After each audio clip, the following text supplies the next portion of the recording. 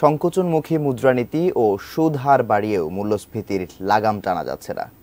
চাহিদা ও সরবরাহ ব্যবস্থায় গলদ থাকায় মূল্যস্ফীতি নিয়ন্ত্রণে কাঙ্ক্ষিত ফল পাওয়া যাচ্ছে না বলে মত বিশ্লেষকদের। এজন্য সরকারের সমন্বিত উদ্যোগ ও বাজার তদারকি আরও জোরদারের পরামর্শ অর্থনীতিবিদদের। আরাফাত ইসলাম শুভর রিপোর্ট। টানা 2 বছর ধরে চলমান উচ্চ মূল্যস্ফীতির কারণে টালমাটাল দেশের অর্থনীতি। মানুষের জীবনযাত্রার ব্যয় বাড়লেও সে তুলনায় বাড়ছে না আয়, যার প্রভাব জনজীবনে। মূল্যস্ফীতির লাগাম টানতে সরকারের নেয়া পদক্ষেপেও মিলছে না সুফল, ফলে মূল্যস্ফীতি নিয়ন্ত্রণে আসছে না। বাংলাদেশ পরিসংখ্যান ব্যুরোর সর্বশেষ তথ্য অনুযায়ী 2023-24 অর্থবছরে গড় মূল্যস্ফীতি 9.73%, যা অর্থবছর ওয়ারি হিসেবে অন্তত এক যুগের মধ্যে সর্বোচ্চ। পুরো বছরে কোনো মাসেই সার্বিক মূল্যস্ফীতি 9%-এর নিচে নামেনি। এমনকি গত 12 মাসের মধ্যে 7 মাসেই খাদ্য মূল্যস্ফীতি 10%-এর বেশি ছিল। চলতি অর্থবছরের প্রস্তাবিত বাজেটে মূল্যস্ফীতি 6.5%-এ নামিয়ে আনার লক্ষ্যমাত্রা নির্ধারণ করা হয়েছে। তবে মূল্যস্ফীতি কিছুটা কমতে পারে জানিয়ে লক্ষ্যমাত্রা অর্জন সম্ভব নয় বলে মনে করেন বাংলাদেশ ব্যাংকের সাবেক গভর্নর ডক্টর আতিউর রহমান।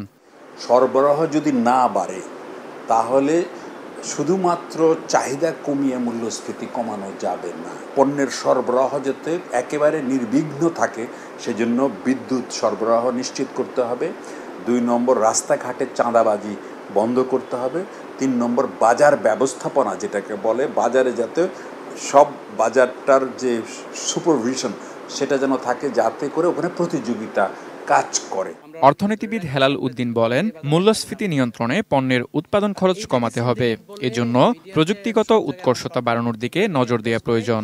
সরকারের উপর থেকে সরকার হয়তো ব্লেম যেটা তার যে পলিসিগত যে ব্যর্থতা, ফেইলিওর বাস্তবায়নের, সেইটা হয়তো ব্যবসায়ীদের উপর দিতে পারছে, কিন্তু সমস্যার ক্ষেত্রে সমাধান হচ্ছে না।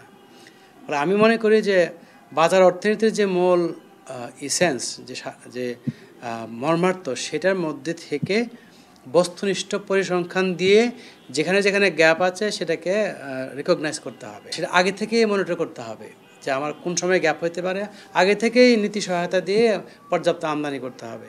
কেন্দ্রীয় ব্যাংকের আসন্ন নতুন মুদ্রানীতি প্রণয়নের মাধ্যমে মূল্যস্ফীতি নিয়ন্ত্রণ কতটুকু করতে পারে সেটি এখন দেখার বিষয়। আরাফাত ইসলাম শুভ, এটি নিউজ, ঢাকা।